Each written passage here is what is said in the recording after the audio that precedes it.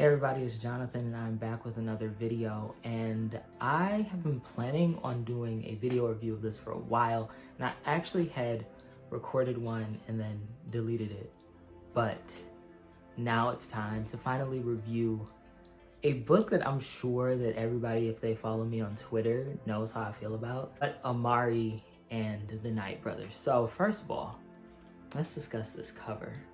Okay, I gotta make sure that it gets the right light. So this is the debut YA novel from B.B. Alston, and I actually watched an interview with B.B. Alston, and his personality is not exactly what I would expect. He's very quiet, soft-spoken, but this is his first middle grade release, and that is what Amari and the Knight Brothers is. It is middle grade. I don't read a ton of middle grade, but what I have read as of late in terms of middle grade lit has been way better than a lot of the YA that I read. And I was talking to somebody about this. I'm just like, middle grade writers, they know what they're doing, and a lot of them put together stories a lot better than YA writers. But that can be a conversation for another day. But Amari and the Knight Brothers, as you can tell by the cover, it's a must read, if for the cover alone. But I'm not one of those people that's just like, you gotta buy a book for the cover. It's all about the content inside, right? So Amari and the Knight Brothers, it really did it for me. Finally, we got this magical world that has been crafted for middle grade audiences and centers the experiences of a young Black girl. So it follows Amari. Amari's brother has been missing for a few months. Nobody has really known what has happened to him. And all they really do know is that he started working this top secret job that he literally could not tell anybody, even his family, about, and then went missing. And so Amari is really the only one who seems to still want to be searching for her brother. And so Amari desperately wants to know what happened to her brother. And then a knock on her door reveals that her brother was a spy for the Bureau of Supernatural Affairs, and he disappeared without a trace. So Amari vows to find him. And so I think that I'll start with what I really enjoyed about this story. Amari and the Knight Brothers is a book that feels light and positive. Like, even though you have the story about a young girl whose brother is missing, it doesn't feel super depressing. It doesn't feel super traumatic. There is a lot of life to it without like this intense trauma. And so I think that makes it a great escape for kids. One thing that I've been attempting to do lately is find books that offer an escape for young kids. I think that a lot of times, specifically in the YA genre, you have very heavy books, you know, for the right reasons, of course, because there are a lot of issues that need to be tackled that teenagers and young adults have to deal with. When it comes to middle grade, you want something that's inspirational sometimes. Like, there are ways to address very serious issues, but you definitely don't want to just be piling trauma onto kids, especially ones that oftentimes have already experienced it. Why would they want to read even more about that on the page? And so it's good to have books that feel like they can be an escape. So this novel felt very fast-paced. B.B. Alston really crafts a magical world where you get these very familiar creatures. You get witches, you get Bigfoot, you get vampires, but these familiar creatures are also very interesting, and they're sometimes comedic, and they have like these very funny magical abilities.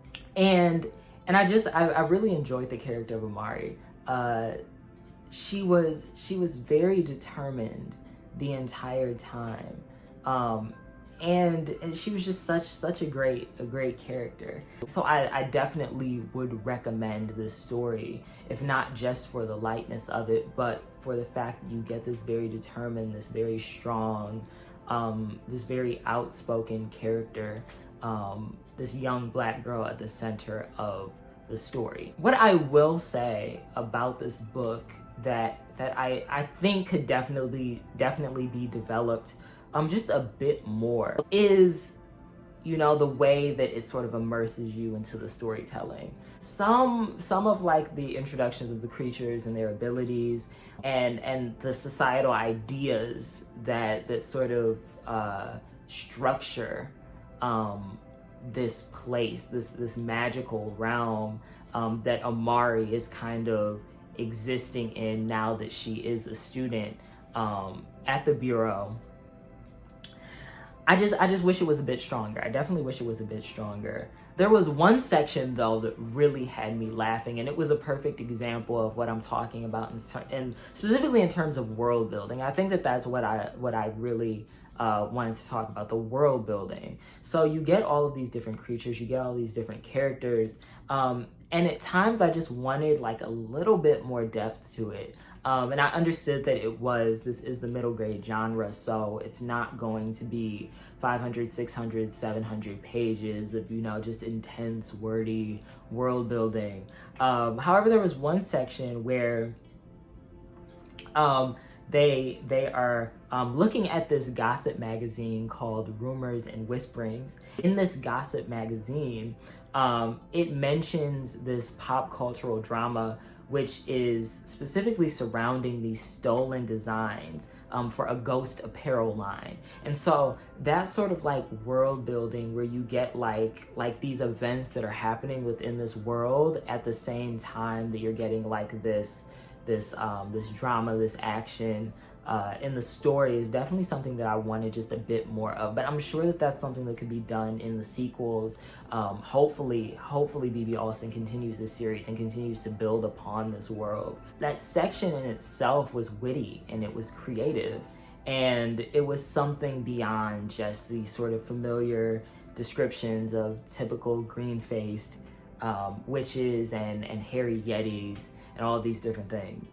It was actual details outside of the Bureau. These are, once again, all things that I think could be done a lot better in a sequel.